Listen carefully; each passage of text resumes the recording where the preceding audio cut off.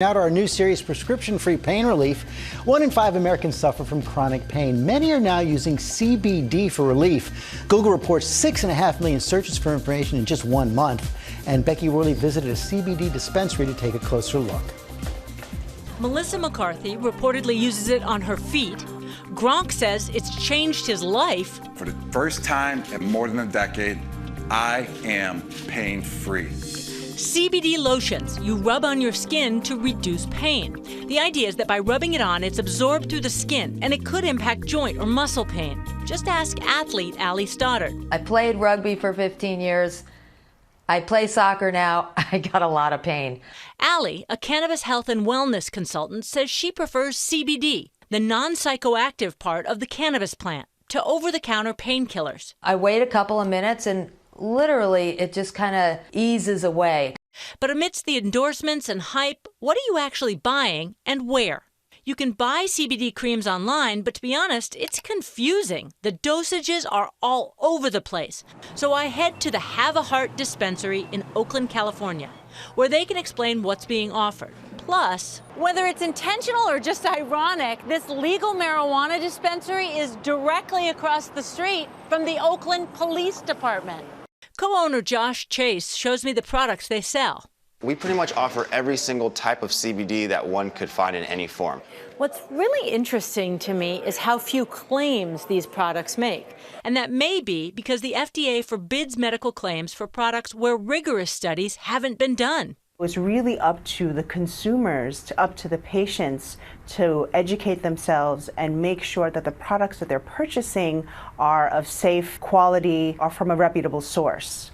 But keep in mind, if you do shop in a dispensary, do you take credit cards? So we make sure that we do everything by the book, by the city and state's law, and everything is cash transactions. So if this is something you want to try, do your homework and bring cash. For Good Morning America, Becky Worley, Oakland, California. Good thing to remember right there. Thank you, Becky. Dr. Jen Ashton is here for more. We're going to do viewer questions today. And the first one comes from Audria from New Jersey. Let's take a look. Hi, Dr. Ashton. I've heard a lot of people using CBD oil for things like stress, anxiety, muscle soreness, but I'm wondering, how does it actually work? Could they be making it up? Thanks. Great question. That is the great question. And right now, it's really about what we know and what we don't know. The bulk of the pain literature in peer-reviewed data comes out of Israel and Canada, but everyone is researching this. And I think it's based on this understanding, George, of this endocannabinoid system. And if you look at the wall, we have at least 2 receptors that are called cannabinoid receptors.